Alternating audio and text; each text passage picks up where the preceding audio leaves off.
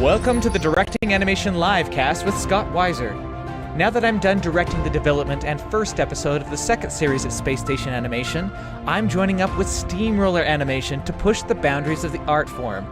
Thanks to the support of so many of you, I'm continually developing more than 10 dynamic feature film pitches while mastering the art of telling deeply meaningful stories. Today our guest is Eric Koenig, who has an amazing career in the past. He was telling me before the show that a lot of people who were in hand-drawn animation had to transition to CG animation, but he was able to actually stick with hand-drawn animation. And he worked on projects like Prince of Egypt, the Tigger Movie, and more recently he directed on several episodes of The Simpsons. And he is the first director, one of the first directors on HouseBroken, the new series with Fox. It's about pets, but it's in the style of Simpsons. The clips I've seen are very interesting and very fun, and he continues to direct on that today. Anything else you'd like to add to that intro, Eric? No, it's I've been really lucky. I've had a really fun time in the animation business, and I'm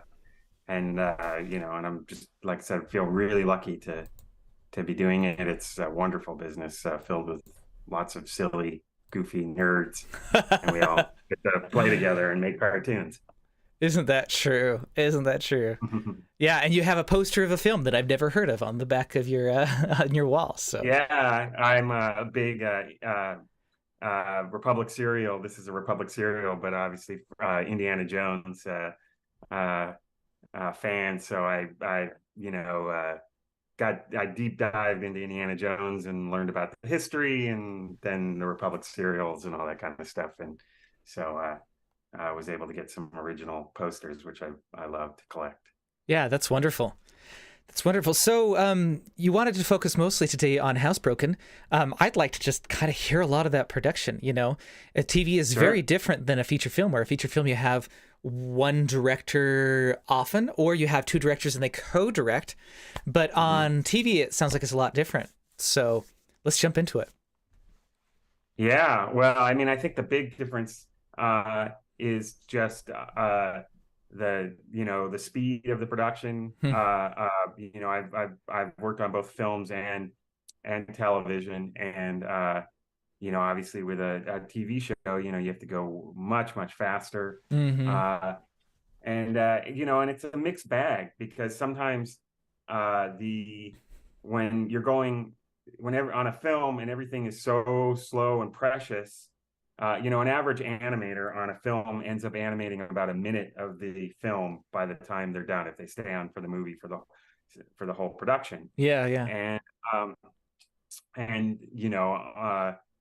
So you can get really precious, and one of the things that can happen in feature films is some of the initial spontaneity, the gags that they first think of when they're coming up with the scripts and the first passes of the storyboards. By the time you've watched them 3 years later, they're not funny to you, because you've seen them 150,000 times. And so a lot of times then they go and they replace them, and some of the stuff that the original juice that was in the movie at the original outset gets lost. Yeah. And so the with a TV show, you just have to work way faster, and I'll walk you through my process. But you work so much faster that things can't be as precious, and you have to make compromises, and all that kind of stuff. Yeah. But also, there is a little bit more a level of spontaneity and improvisation. And improvisation is a big thing that I like to focus on and think about, when both in animation and in directing. So my process, I'll just walk you through my process real quickly. I will get I usually actually would sneak in to our server, find an early draft of the script, and then, I always like to kind of start on it about a month before anybody else gets on it. And I will actually go through, we work with Storyboard Pro and Harmony. So I'll go through the whole script, and I'll do a scribble board paths of the entire script, working out the staging, figuring out any kind of camera moves, anything that I want to do. And I'm talking scribbles, because Yeah. it's the most difficult part for me about storyboarding or animation in general, or kind of any kind of creative process in general, is going from the blank page or nothing to something. Mm-hmm. And once you have something out there, then you can fix it. Then you've taken that thing out of your brain, you've put it out in the world, and now you can show it to people and see if they laugh. You freed up space in your brain for more ideas. Mm-hmm. Or sometimes, like I was talking about with improvisation and your first impression, is a lot of times you find that your first impression is actually the coolest thing, Yeah. and you're like, that was what I thought, Mm-hmm. and so I go through, I do a really rough scribble pass of the board, and I break it up into sequences, and then the storyboard artists start, and each of the teams on HouseBroken had 3 storyboard artists. It's the same with the Simpsons. There's 3 storyboard artists, and they have about 3 weeks to basically take, I break I assign each of the sequences. Usually what I would do is kind of, the A story goes to one storyboard artist, the B story goes to another. So they're basically following the same character arc through the whole thing. Oh, that's And fascinating. That's a really good idea. I love yeah, that. and they then can also, like, they'll kind of get in a rhythm of drawing. Like if it's a Chief, the dog in Housebroken story, then they get in the rhythm of drawing Chief, and and kind of can follow Chief through his story. And so so then they go through and they do, you know because we've had already gotten kind of a little bit of a head start with the scribble pass, then we have our thumbnail pass, and we go through and we kind of try and tidy it up and lock things down and all that kind of stuff. And then Housebroken has this wonderful process where we then screen it. And and Housebroken, by the way, has been a show that's been remote for the whole series. We Interesting. started in the middle of the pandemic, Yeah. and then just, I came on. I was on the Simpsons. There was one of the really wonderful veteran directors named Mark Kirkland, Mm-hmm. who Mm-hmm. he's directed more episodes of the Simpsons than anyone, Right. over 80 at this point, and he had gone on to Housebroken, and so I was a friend of his, and he brought me onto it. And so we have these screenings where it would be Mark Kirkland, the 2 show creators, Jen Crittenden and Gabby Allen, who are both wonderful people, and also Clea Duvall, and especially she ends up writing about 2 or 3 episodes a season, so she would be in the screenings as well. And then the editor, and then the producer of Bento Box, Joel, would kind of also sometimes be in the meetings, and we screen the episode, and we just throw out ideas. And it's a really fun process, you know you know humor, laughing, kind of seeing what works, changing things, chewing things up.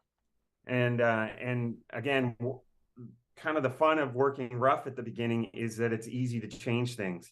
You're not too precious. I think that's another element. There's a famous story with Bambi, where there's a wonderful director named Jack Kinney, who went on to direct all these the how-to Goofy shorts, and Mm-hmm. Yeah. very, very funny guy. And he wrote this incredible book called Walt Disney and Other Sorted Characters. And if you love animation, I highly recommend reading that book. It's just a really treat. But Wonderful. kind of all these great stories, behind the scenes stories of making cartoons at Disney Mm-hmm. in the golden age. And anyhow, he talked about Bambi, and he had worked on, Dumbo and other things where it was a bit of a faster pace, and then he got onto Bambi, and every drawing was, pristine, and they were just kind of tying things down, and he just felt like it was losing that spontaneity. And And so what happens when in storyboarding and in script writing and in animation, and I'm sure in music and all of that, if you get too precious at the very beginning, you're holding on too tight. You make the script writing thing would be somebody who gets caught rewriting the first 5 pages of a script over and over and over again, and they can't get past page 5. And what I highly recommend with script writing is you do a throw up pass where you get 120 pages out. Don't worry about punctuation. Don't worry if the story makes any sense. It's the same process. Get it out of your brain, and then you have this thing. Mm-hmm. And with storyboarding, it's the same thing. Throw it up, get it out. So you have it there. We have these wonderful meetings. We laugh. This doesn't work. It's nothing personal. They're your first audience. They have their vision, especially the show creators. They've been working on the script longer than I have. They've been working on it for months. They have their idea of the characters, and then I come in. I'm just little punk. I come in. I got my own ideas, and then we come together, and and then to their credit, and they're really wonderful about it, is that they allow space for myself and the storyboard artist to be creative, to come up with ideas, add gags, have our own interpretation of the characters. There's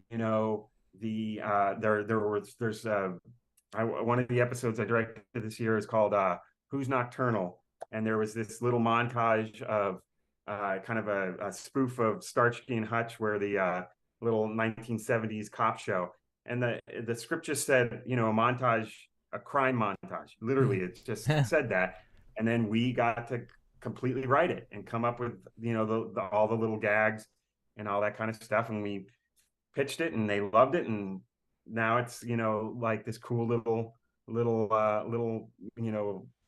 vignette in the episode that we got to create from scratch. So then just to take you through the rest of HouseBroken, we go through that initial meeting, the thumbnail process. Then we take another few weeks and we tie down the storyboards. And when you're tying down storyboards in animation that's going to get sent overseas, the reality is that there's no magic. Whatever you do is really what comes back. And so I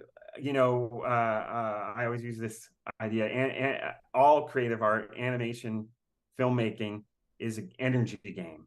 It is how much energy do you have to put in this thing, to improve it, to fix it, and that's and as a director, your job is basically to be an energizer bunny, to be there to cheer your crew on, make everyone excited, keep their enthusiasm, right. Spot the things that needed to be fixed. I don't like to work in a way where you're insulting people or embarrassing people. Absolutely not. I just don't. Yeah, it's not. I don't think it you have to when the producers want to make a change or you want to make a change, I always just think it's best to explain it to the board artists. Go, this is why they're making this change, because they did it doesn't hook up with this, or they had a different idea or whatever, because you have to basically build up their energy to go back to their desk or and do it with the same enthusiasm that they did with their initial pass, and so because you want that same, they might have had a gag that they were really fond of, got a good giggle, but it just didn't fly. So you have to re-energize them to go back, redo that gag, but with the same enthusiasm, so that it becomes an even funnier gag, hopefully. Yeah. And so then we tidy up the boards. At the same time that's going on, there's HouseBroken had the most wonderful art director named Hanya, who did just an incredible job. And so her and her crew are designing um, uh, basically the world, all the different environments. There's the character designer who's working on any kind of new characters that might be in the episode. There's all of that kind of stuff. All the props have to be designed. Every little thing in an animation show has to be designed. And to really go quickly back, I want to give a big shout out to our editor, to Ryan Wick, who incredible and was in those meetings and part of that collaborative process of coming up with ideas, changing things. He's a real film lover, and so he would go in and just was really passionate about it, and so just want to give a shout out to him. But anyways, to go back to, so while the episode is being designed, then also the next process is color, and we had a wonderful color artist named Jesse who would come in and add just beautiful color. We had a episode that just aired called Who's Afraid of Boomsday Again. It was a sequel to one of the episodes I did the first season about 4th of July. Mm-hmm. And in the episode, the characters both fall asleep, and each character has kind of a dream world. And one was based on a children's book author, and the other was based on Frank Miller, like Sin City kind of film noir-esque thing. Okay. And Hanya and Jesse just knocked it out of the park by creating these two completely different worlds within our HouseBroken world, and it was really fun to watch. And so after the boards are done, then we have a timing director, Julie, who's wonderful and also amazing, really an incredible veteran, worked on just a ton of incredible stuff. And the timing in animation is basically they're going in and they're kind of describing in words what's going to happen in the scene for the overseas animators, and they're adding any kind of little bits of subtlety, blinks, little scratches, little things, and there's and they're also catching any of our mistakes, and there'll be times where the boards get sent back to us and we're like, oh, we messed this up, and okay, we'll fix it, and all that kind of stuff. So their team does this amazing job.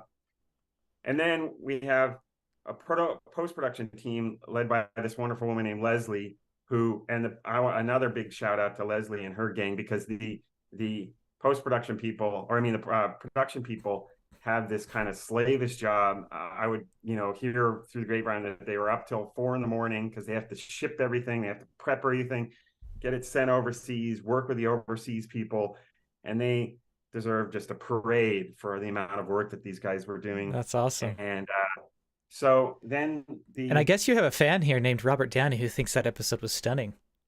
Oh, thank you. So, yeah, that's nice to hear. Yeah, so yeah, then the animation comes back from overseas, and if hopefully if we've done a good job, there's not a lot of like dumb mistakes. The characters popping from the one side of the screen to the other, or whatever, like kind of silly mistakes.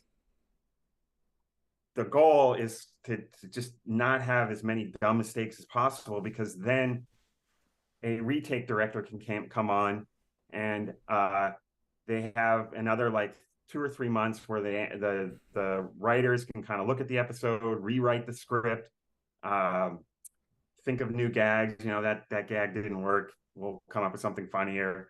On The Simpsons, this retake process can be something. Donald Trump said something really stupid, we can change the episode and put in a new gag with something more contemporary. The Simpsons has this mythos about predicting things, and part of that process is that right a couple weeks before the episode airs, they're in this retake process, and they're able to make last minute changes, and then the episode airs and everyone thinks like, wow, how did they get that in something so contemporary or spot on in the episode? And it's because it was done just literally right before the episode aired. And so with that's fascinating. yeah. The Well, and you there some of with a their show like predictions are like 3 years in advance, though. Sometimes like an episode well, comes out yeah, and it's like, with or, the or Simpsons, the other 5 years or part of the whatever. Simpsons, yeah, with the Simpsons, the other part is that they're all Harvard and Yale writers. They're very Oh, smart. They're very, in tune, and so they're follow the news, all of these kinds of things. So they're very, they're just yes, sorry. well, even the art of rewriting, like with a time gap in between it, you see changes in maybe the patterns in the world or the way you were thinking about certain jokes, and so even that maybe just kind of aims you in the right direction. It's kind of like a slingshot type of thing where you have your first point, but you have another one, and then maybe that aims it better. I really love that. It's cool concept. Yeah, I so the first season I was the retake director, and Hmm. this season I wasn't. I was lucky enough to direct 7 episodes this year, but Ah, that meant nice.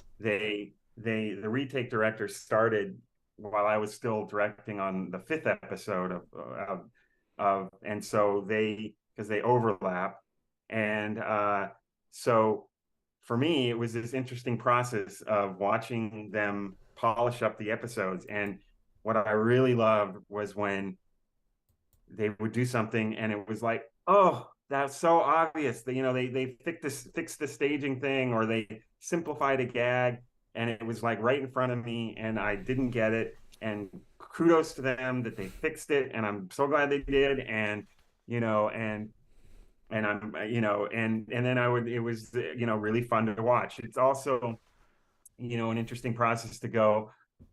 You watch the animation come back. This is both on The Simpsons and on HouseBroken. You watch the animation come back from overseas, and you know stuff. What works, what doesn't. Why did that come back looking weird? Why did that come back looking great? A lot of times, it's the quality of the animator. The overseas animator. They have just they're a group of people. They have. Uh, uh, Incredibly talented animators. Like Simpsons has been using basically the same studio in Korea for all 34 years now, Wow. and they have some animators that have been on it for 34 years and are mind blowing, and then they have some animators that are probably newer, and so when the veteran animators get it, you come back and you're like, whoa, that's incredible, that's more, that's even better than I envisioned. And then ones that comes back, it's, then fortunately they have a bento box that does HouseBroken has this talented group of animators that can come in and fix animation that's not up to snuff. Yeah. And it's just really fun to watch when they do that, and you just feel so uh, blessed that they've added something that to the episode. So Yeah. then there's a music crew and all of that kind of stuff and sound effects, and then the episode airs, and so Yeah. uh, Bento Box is an interesting place. I remember years ago, like my first CTNX. So it was the second CTNX overall, but it was my first. And I met this mhm. animator, or he was a story artist or a visual development artist. He did kind of a combination of maybe those last two things. And Mhm. I asked him where he was working. He's like, I'm working at a place called Bento Box that nobody knows about it, but they will, and they do. They do great work. So it's Yeah, really and fun. they really expanded. They I think they're doing we're in a weird time right now with the strike. And we can talk about that. That's affected us across the board, unfortunately. But the bento box has I don't even know 15 shows going on, uh and obviously Bob's Burger, and they have another big Fox show. I think it's called Crapopolis, that's coming this September. That's the Dan Harmon, the guy that did Rick and Morty, his new show. And um, so they and John Hamm, he also has his own animation show called Grimsmore that was also done at Bento Box.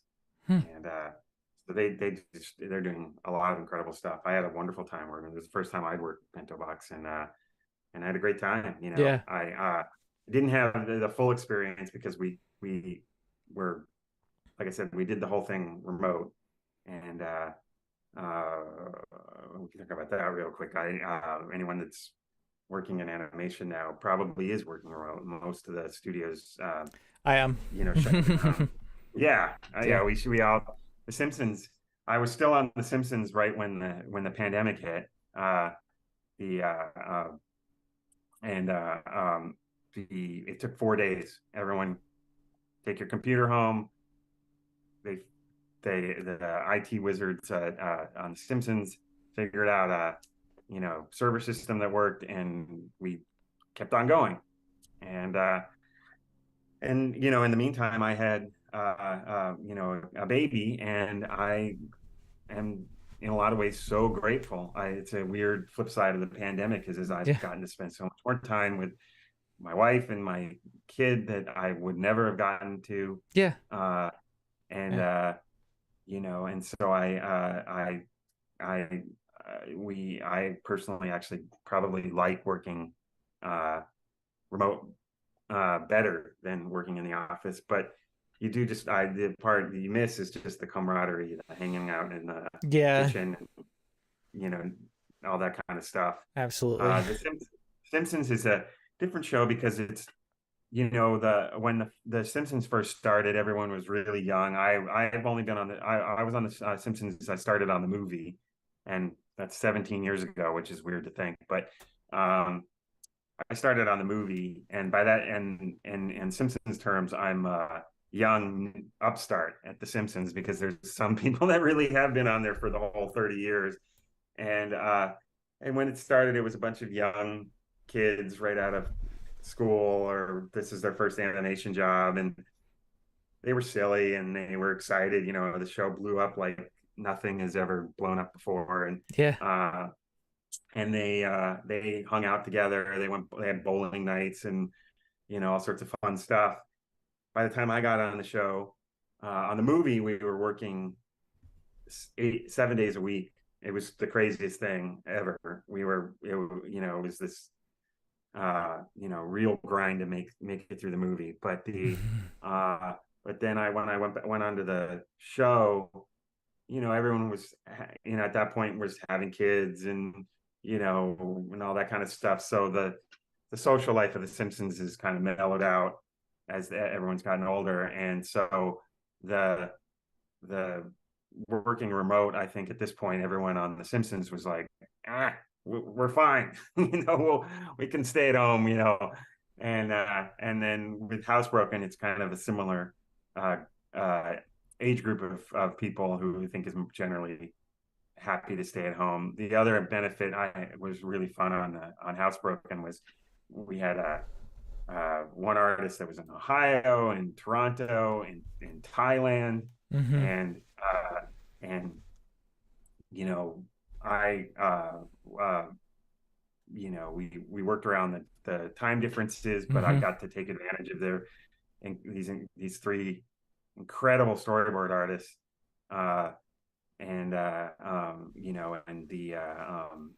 and so it was just a benefit of like that, of being able to take advantage of some people that wouldn't if they had to all work in house. So Oh yeah, they wouldn't I work supervise their own animators from stuff. all over the world as well, and it's incredible. It's fun to Yeah, get all these different backgrounds and insights on things, and just to kind of hear about.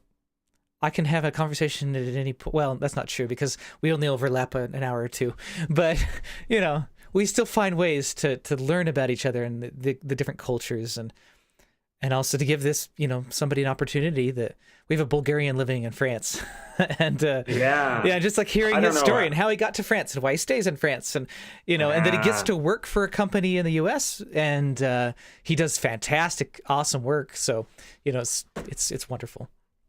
Yeah, I don't know how you work, but I always made a point of just talking to him every day.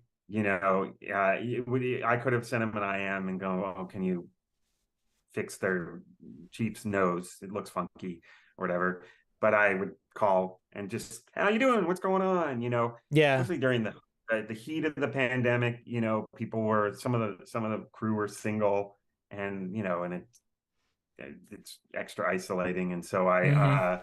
just felt it's important to have some kind of human contact. And even for myself, for my own, need to just see other human beings. Yeah. So, and then what happened, you know, is we've all become great friends and family, and these are all people I care for, and want to see succeed, and we are all fighting, for the show, Mm-hmm. and to go back to like the energy game. I mean, not to be, it was never manipulative, but I always felt like as a director, it's important to, uh, you're really trying to get the crew to personalize the project. It is something that they become passionate about, and if they become passionate about it, then they'll put that extra bit of energy and to it, and do that extra bit of good. I talked about like giving each of the characters their own story, A story, B story, etc.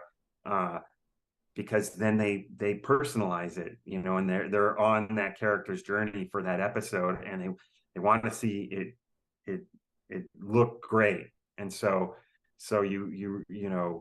whatever you can do to make them take ownership of it, it's better. And part of that is just, how you doing, how's your cats, what's what'd you do over the weekend, and knowing that they're feeling, they can feel like you care, and you're their friend, and all that stuff is important to me, just even Yeah. just as a human. Definitely. So Yeah. If you're going to interact with somebody, you better make it good and lasting and a significant yeah, interaction. And I think that about anybody. yeah. I have a friend who has experienced very real racism Hmm.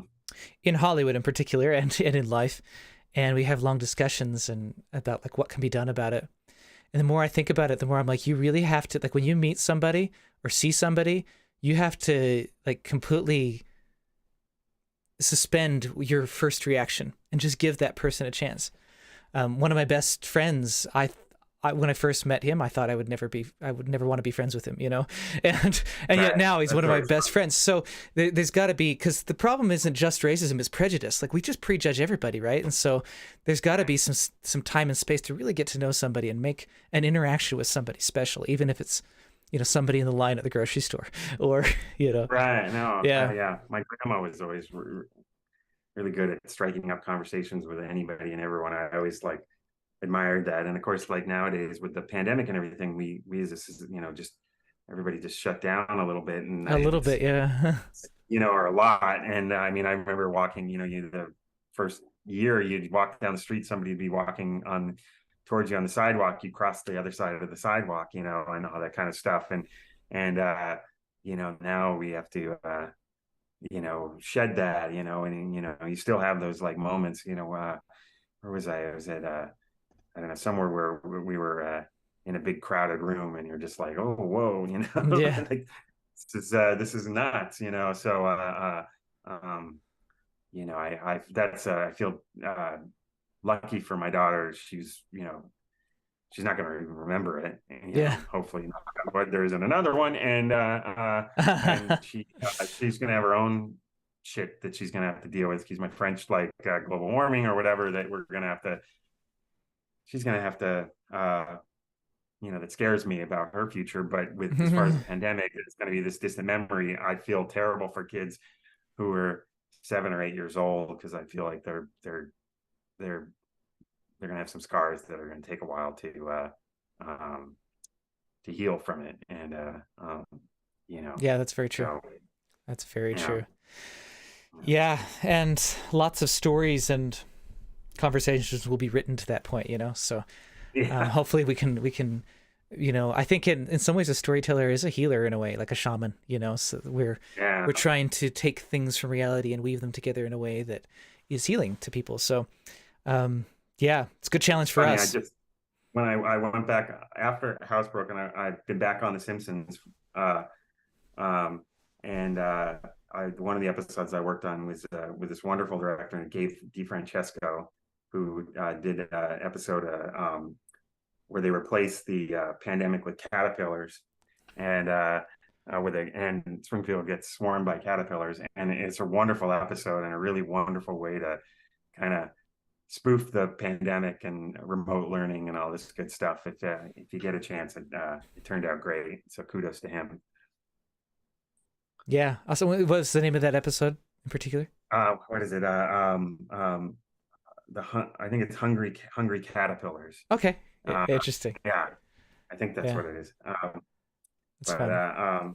yeah, Now, it sounded earlier you wanted to talk a little bit about the writer's strike and how it's affecting. So it's affecting me and the studio I work for almost zero. is it? Yeah, Yeah. yeah. So that's interesting. But I know of directors who say it's really affecting them. They're working a lot, really busy, but it's kind of free work right now, just to kind of gear up for things. And yeah, it's Don't very work for interesting. free. Don't do it. Work on if you're gonna work for free. Do Well, this would be like a personal director stuff, producer type. So right? that's a different type of role. Trying to sell It's not a somebody pitch begging or them to do it. It's the work they want to be doing to get their right. Okay. projects Well, ahead. that's different. But yeah, That's what I would say. If yeah, I you're agree gonna on that. yeah, do your own personal projects. And by the way, I highly recommend that. Let's talk about that real quick. It costs nothing to write a script. It costs this computer that's in front of us all right now can make Lord of the Rings on this computer now. We Yeah, all have the technology to sit at home and make an incredible looking film. If your aspiration is to be a director or be in animation, the way to do it is to do it, yeah, is to make a film, absolutely do. and Yep. or is to animate a scene. You want to be an animator, grab a piece of dialogue from a famous actor and animate a scene to that little bit of dialogue. If you want to storyboard something, come up with an idea and storyboard it. As when I first got into the business, I looked at certain films that I really loved. The Bride of Frankenstein, Wages of Fear. There's a French film that I'm really passionate about called Wages of Fear. I spent my weekends and I drew out all the shots, trying to figure out what was going on. How are they doing them? How did the Wages of Fear is this great suspense film, and how did he do that? How did he draw out certain sequences to build your tension, right? All of that. If you want to pitch an idea, stay at home. We're all about to get laid off and have some time. Stay at home, work on a personal thing, work on a pitch, and the I prickle as a dad. I prickle at the term great. What is great? Great is nothing. Great is undefined. Because Michelangelo is great, Milt Kahl is great, Frank Thomas is great, James Baxter is great. Mm-hmm. They're great all in different ways. If you do a drawing and grandma loves it, it's great. And so if you stop yourself from doing things because you can't animate as well as James Baxter, you never will get to your personal version of great. Yeah.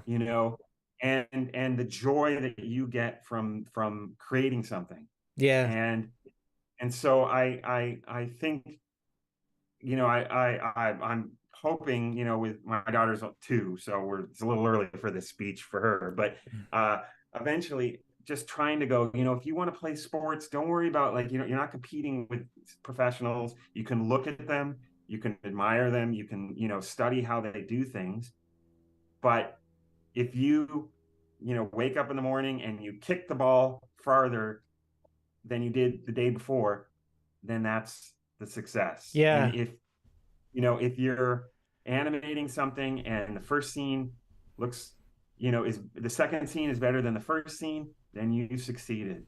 And if you're here in Hollywood and you're pitching something and you got a meeting with Nickelodeon, and that's the success. Yeah. You went to CTN and you met somebody from Bento Box, that's the success. Yeah. And each time you come up with you work on something and it gets a little bit further down the process, then you've done well. And then of course the hardest part, the second album thing, is put all this energy into something, and then you have to re-energize and try a new idea, and it's so hard to do, but you do that, and then yay, and Yeah. Yeah. you just keep going, one of them will land. And Absolutely. You know, you mentioned the bento box thing.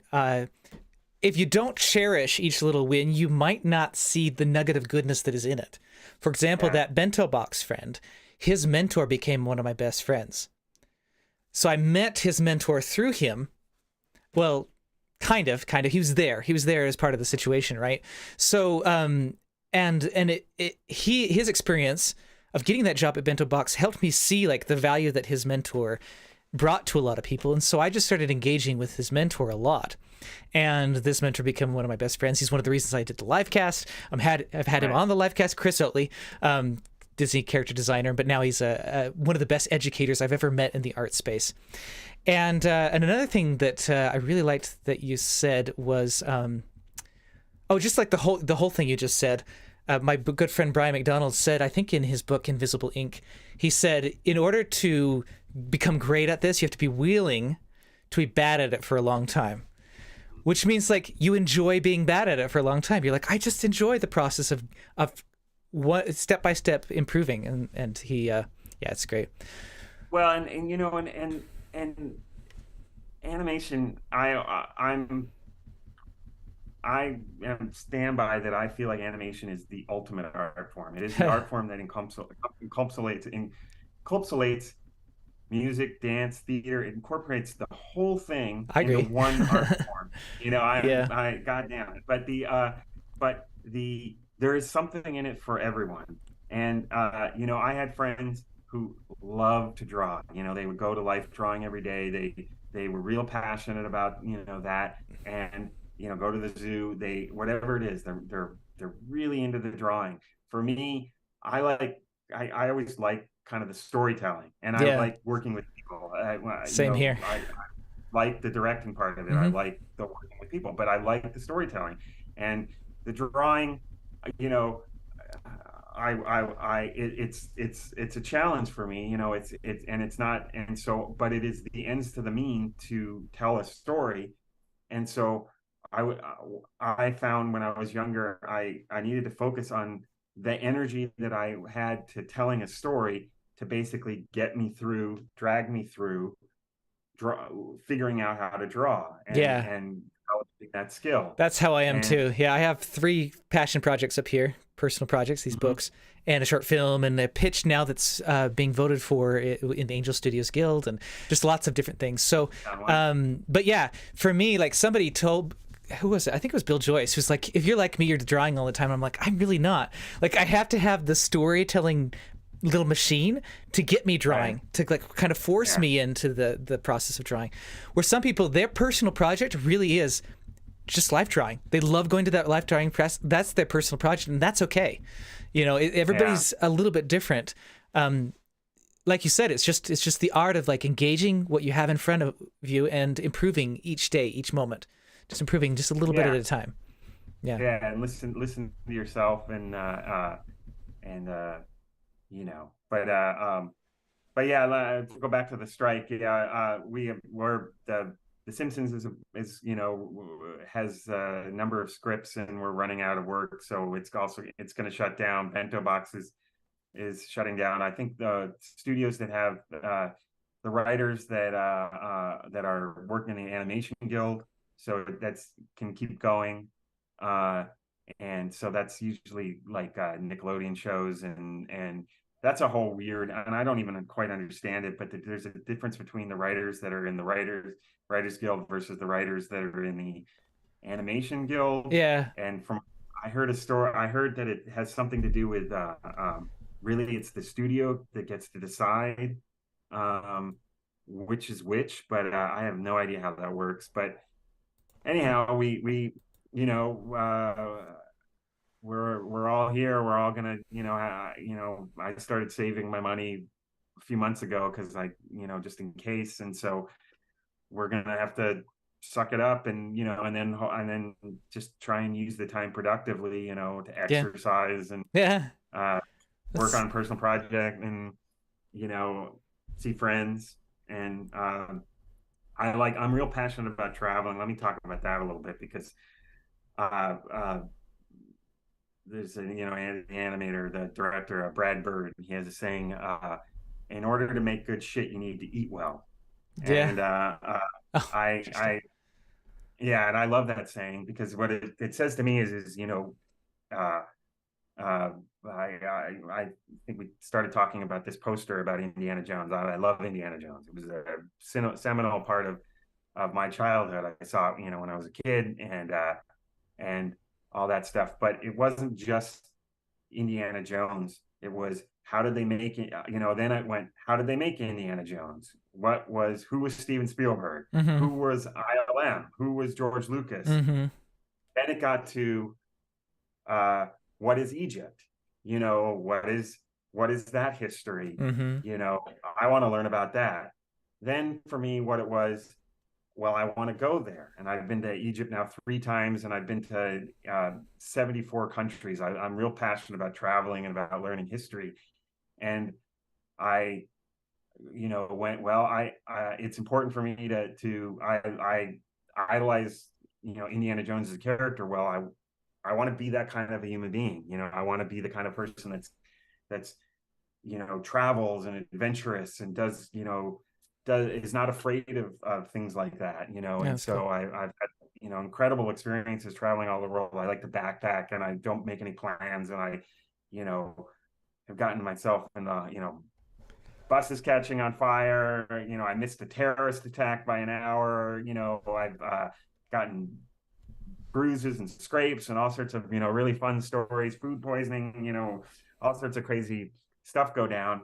And I love it. And and I can't wait to teach my kids about that. And just that then you get to then you're enriching yourself, and then hopefully that's stuff that you can then put into your artwork and your storytelling. Yeah.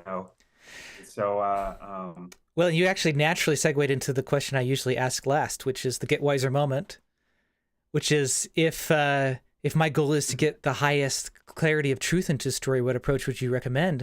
And it sounds like you would live life.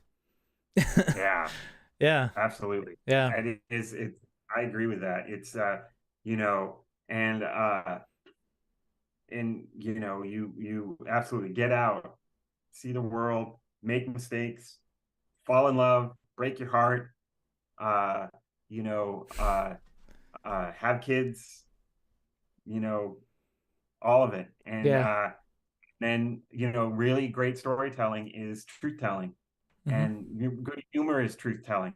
The funniest stories are always when you tell what actually happened. I got pantsed in grade school, and the kids laughed at me. It's a painful story, but you find that uh you're you're not the only one that happened to. Yeah. And when you open up that wound and you reveal it to somebody or an audience, then the character becomes relatable. Yeah. And so the so and so yeah, so I um yeah. Yeah. And we work in a business where we're really lucky. It's a very, like I mentioned earlier, is we're really lucky. It's a bunch of silly, sweet nerds who are really passionate.